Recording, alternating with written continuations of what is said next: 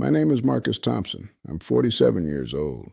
For 5 years, I've carried a secret that started on an overnight shift in August of 2019 at the Metropolitan Correctional Center. I was there the night Jeffrey Epstein died, and I know the official story is a lie. I agreed to stay quiet, but a lie this big, it has a weight. It crushes you slowly. I regret believing that by keeping my head down, I was protecting anyone. It cost me my career, my peace, and a piece of my soul. I traded the truth for a phantom sense of safety. Let me tell you what happened. You see, for 12 years, I was a correctional officer, a CO. I was from Brooklyn, proud of the job. It was about order, procedure, watching the details. The MCC's Special Housing Unit, the SHU, was where they kept the high-profile inmates. I wasn't on Epstein's direct tier that night, but I was close enough to see the patterns, to know when the rhythm of the place was off. And on that night, the rhythm wasn't just off, it was silenced. It started around 3 a.m. on my rounds. I passed the control station for the tier cameras, the monitor showing the feeds for 3 specific cameras. The ones covering Epstein's cell and the corridors leading right to it was completely dark, just black. The tech log sheet clipped to the desk said one word: malfunctioning. Listen, in over a decade, I'd never seen a total simultaneous outage like that. Not once. Equipment fails, sure, but this was surgical. It was a blind spot someone had carved out of the prison. That blind spot made the silence that followed feel heavy, intentional.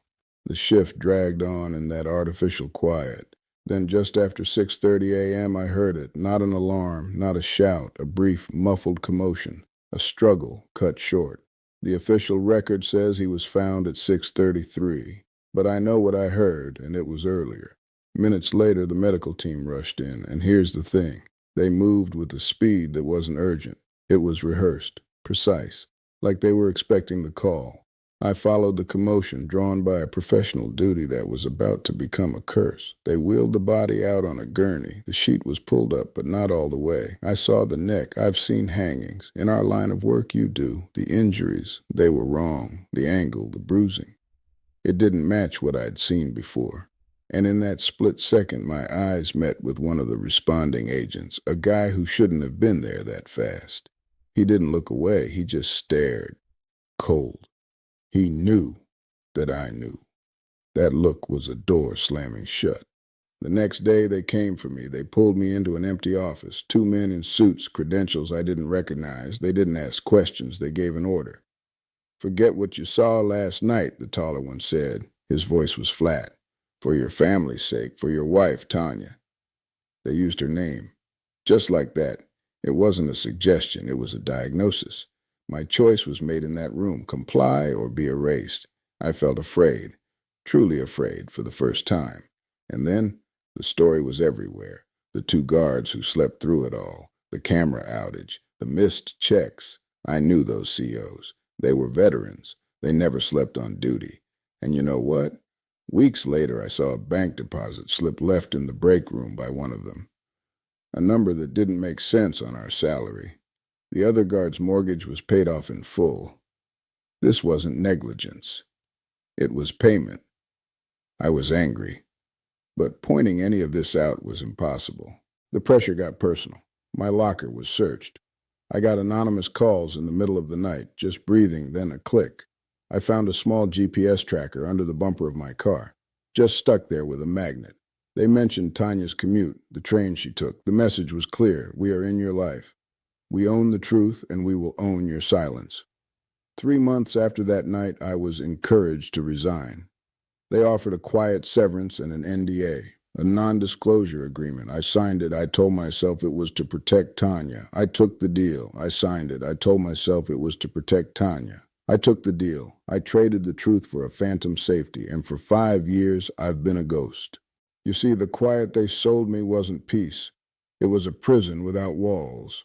I'd jump at a car backfiring on our Brooklyn street. I'd stare at the same spot on the living room ceiling for hours, listening.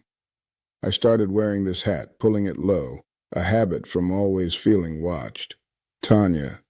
She tried to understand at first. But how do you explain a fear that has no shape, a threat you can't name? I'd flinch when the phone rang after dark. I'd walk her to the train and scan every face, every parked car. I saw the worry in her eyes turn to frustration, then to a kind of sad distance. The secret was a third person in our house, and it was eating everything. I felt guilty, all the time. A heavy, sick guilt for what I saw and what I didn't do. I kept a few things. A burner phone, an old one, stuffed in the back of a kitchen drawer. On it were pictures I took in the days after, before they cleaned everything up.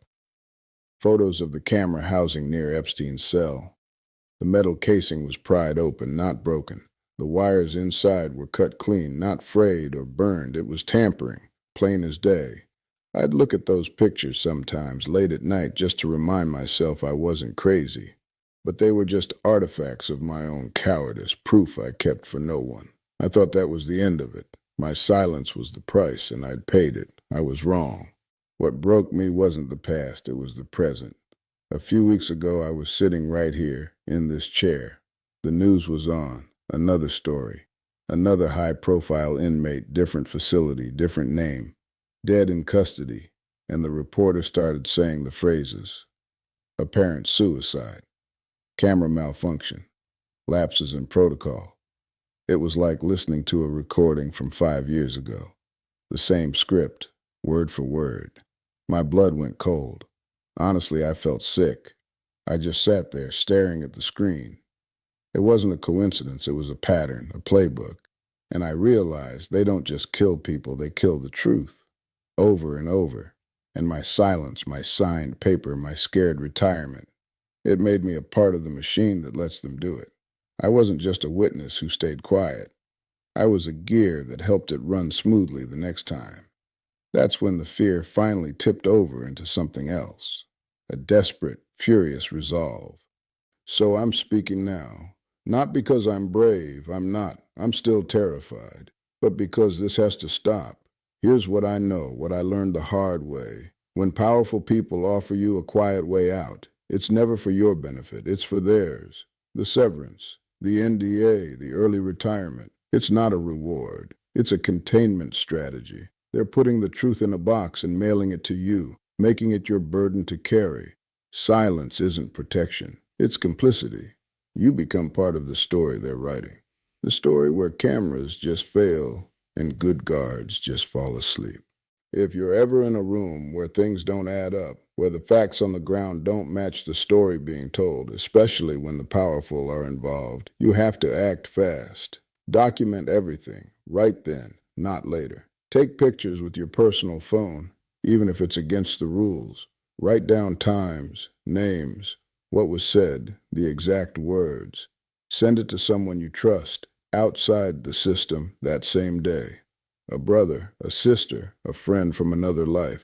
Create a record they can't reach, because once they sit you down in that empty office, once they use your wife's name, your kid's school, the trap is already sprung. The choice they give you isn't a choice, it's a diagnosis, like the man said. You're already sick with knowing, and they're offering the only cure they have, forgetfulness. And you'll take it because by then you're thinking about the GPS tracker and the late night calls and the way they looked at you. You're already thinking like a victim. You have to decide who you are before that moment comes. Are you the person who carries the secret or the one who speaks it? I waited until it was almost too late. I let the weight of it crush me for 5 years. I don't have much left. My career is gone. My peace is gone. But I have this, the truth. It's all I have left to give. My name is Marcus Thompson. I was Correctional Officer Thompson, badge number 8814.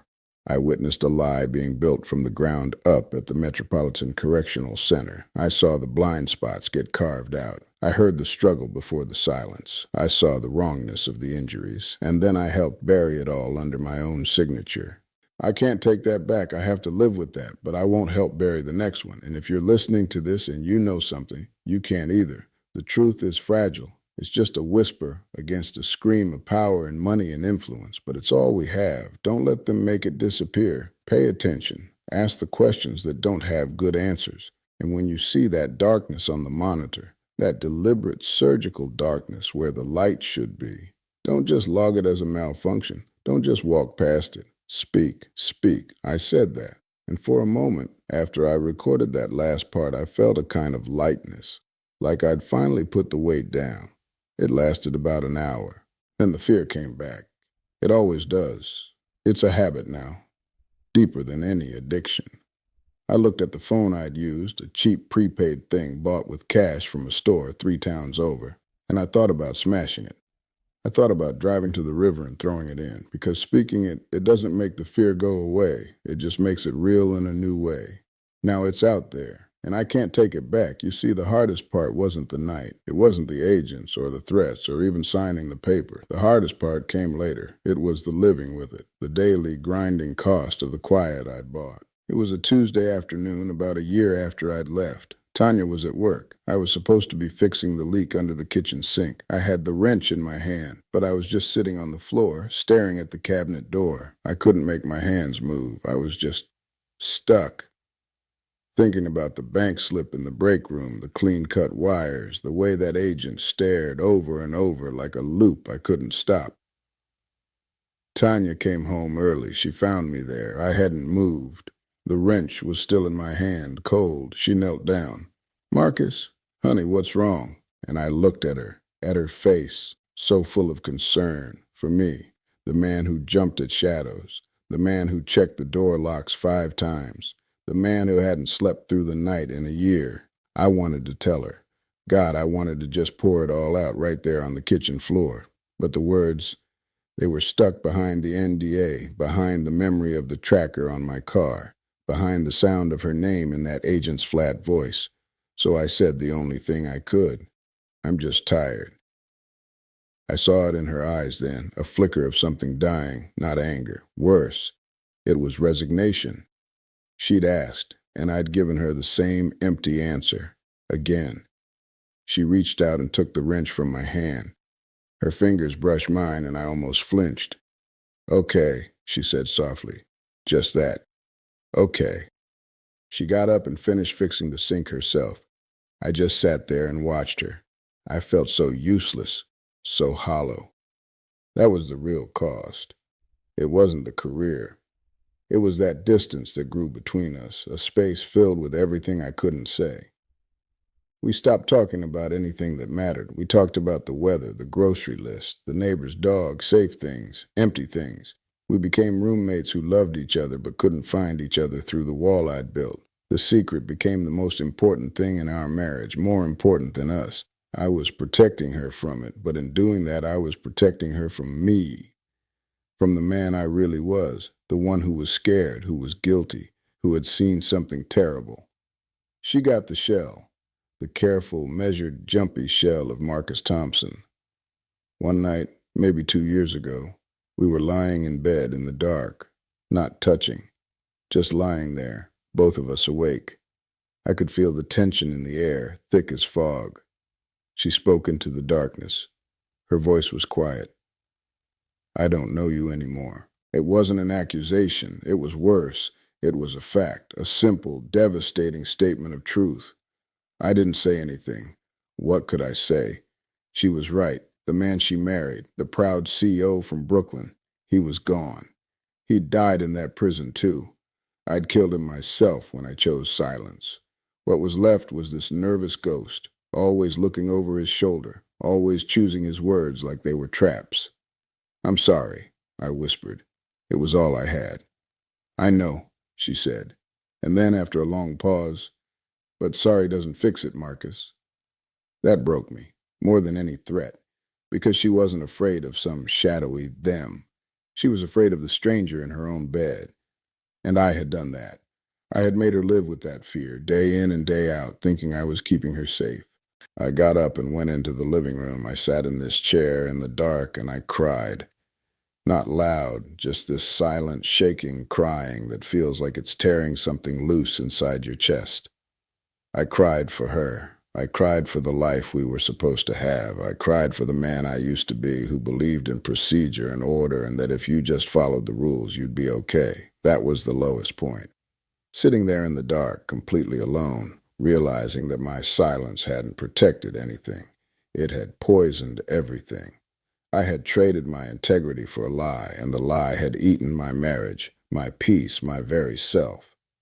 I had given them exactly what they wanted, a witness who had willingly made himself blind and mute. I wasn't a threat. I was a closed case. For a long time after that, I just existed. I went through the motions. I felt numb.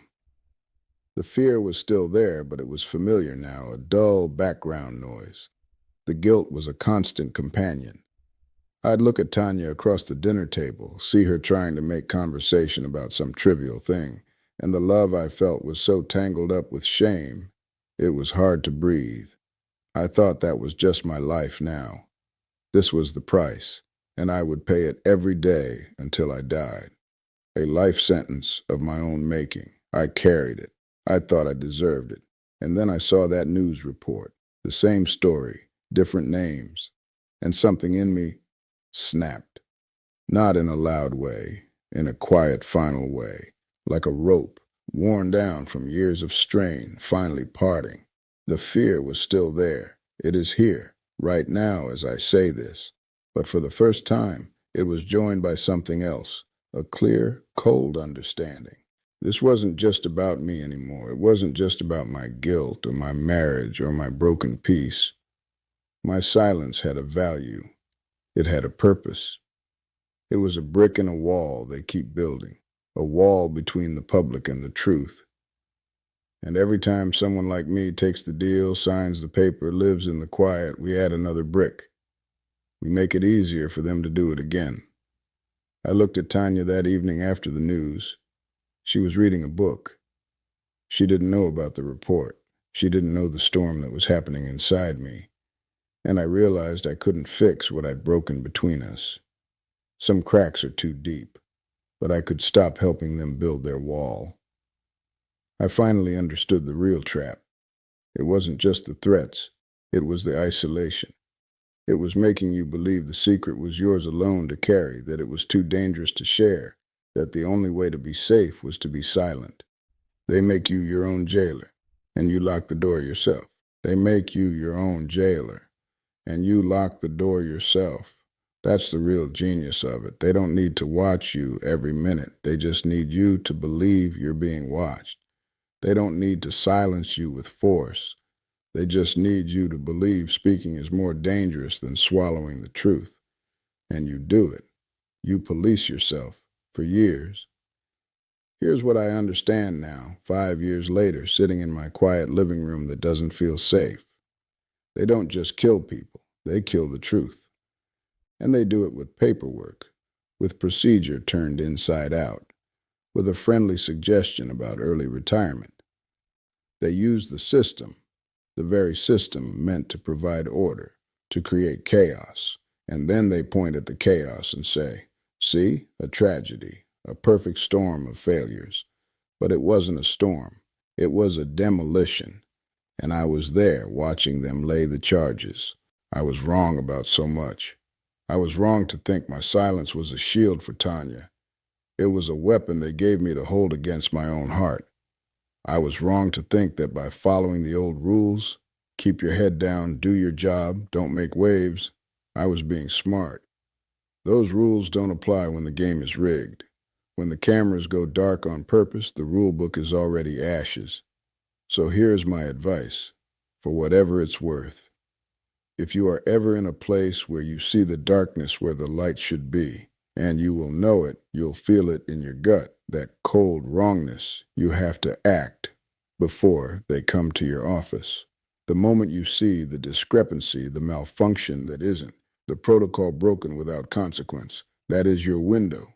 It's small, and it's closing fast. Document everything, not on anything they own or can access. Use your personal phone. Take pictures of the broken equipment, the logbook entries, everything. Write down times, names, exact quotes, the weather, what you had for lunch, anything to anchor the memory in reality. Then you send it, not to another work email. You send it to someone you trust completely outside that world. A sibling, a childhood friend, a lawyer you knew before all this. You create a record they cannot reach. You create a witness they don't know about. You make the truth bigger than yourself.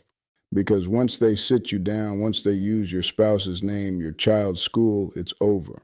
The choice they offer is poison, the quiet money, the signed paper. It's not an exit. It's a life sentence of fear and regret. You have to decide right now before you're ever in that room who you are. Are you someone who carries secrets for powerful people, or are you someone who carries the truth, however dangerous it is? Don't wait until you're scared to decide. Decide now, while your hands aren't shaking. I don't have much hope to offer, not the shiny kind. My marriage is a fragile thing we're trying to mend day by day. I still look over my shoulder. I probably always will. The fear doesn't leave. You just have to speak anyway. The hope I have is this. They rely on our silence. They bet on our fear. They count on us choosing the quiet cage. Every time someone doesn't, every time someone speaks, it makes their wall a little weaker. It makes their playbook harder to use next time. My story is out now. It's a small thing, but it's not in a box anymore. They can't mail it back to me. This is where I'm supposed to tell you to be brave. I can't. I wasn't. I'm still not. But I can tell you this. Be stubborn. Be stubborn about the truth. Cling to it. Share it.